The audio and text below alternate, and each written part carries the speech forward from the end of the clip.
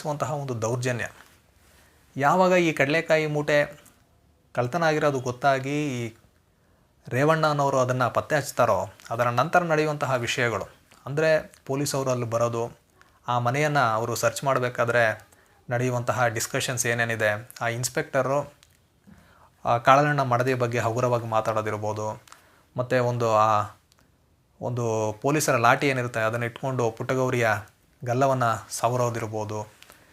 ಇದೆಲ್ಲ ಅವರ ಒಂದು ದೌರ್ಜನ್ಯವನ್ನು ನಮ್ಮ ಕಣ್ಮುಂದೆ ಇಡುತ್ತೆ. ಮತ್ತು ಅದೇ ರೀತಿ ಇವರ ಒಂದು ಸಣ್ಣ ಪ್ರತಿಭಟನೆ, ಗುರುಸಿದ್ದಿಂದ ಒಂದು ಸಣ್ಣ ಪ್ರತಿಭಟನೆ ಬರುತ್ತೆ.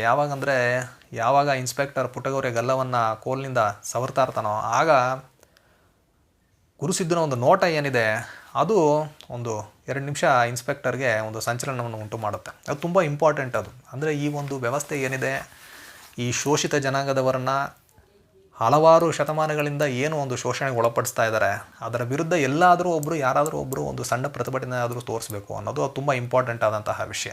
ಅದನ್ನು ನಾವು ಇದರೊಳಗೆ ನೋಡ್ಬೋದು. ಅದೇ ರೀತಿ ಆ ಸಣ್ಣ ಪ್ರತಿಭಟನೆ ಇದ್ರೂ ಅವರ ಒಂದು ಅಸಹಾಯಕತೆ ಏನಿದೆ ಅದು ಎಲ್ಲೂ ಅದು ಕಡಿಮೆ ಆಗೋದೇ ಇಲ್ಲ.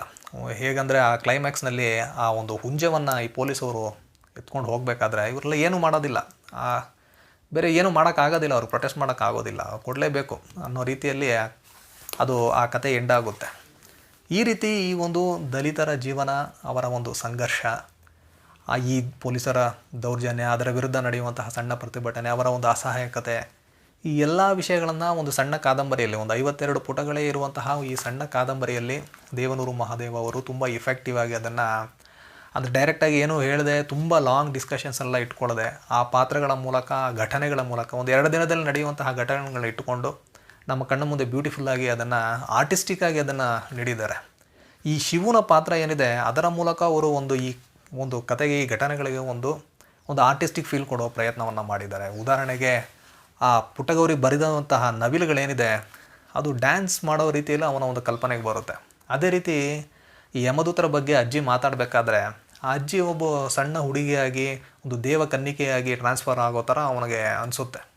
ಸೊ ಈ ಎಲ್ಲ ಆರ್ಟಿಸ್ಟಿಕ್ ಎಲಿಮೆಂಟ್ನೆಲ್ಲ ಇಟ್ಕೊಂಡು ಈ ಒಂದು ಕಥೆಯನ್ನು ಅವರು ತುಂಬ ಚೆನ್ನಾಗಿ ನಮಗೆ ಪ್ರೆಸೆಂಟ್ ಮಾಡಿದ್ದಾರೆ.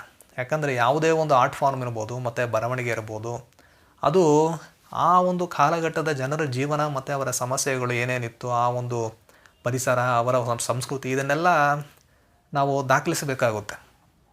ದೇವನೂರು ಮಹಾದೇವರ ಬಗ್ಗೆ ನಮಗೆ ಗೊತ್ತು. ಈ ಒಂದು ದಲಿತ ಸಾಹಿತ್ಯದಲ್ಲಿ ಅವರ ಕೊಡುಗೆ ತುಂಬ ವಿಶಿಷ್ಟವಾದದ್ದು, ಅಷ್ಟೇ ಮುಖ್ಯವಾದದ್ದು ಕೂಡ. ಅವರು ತುಂಬ ಒಂದು 4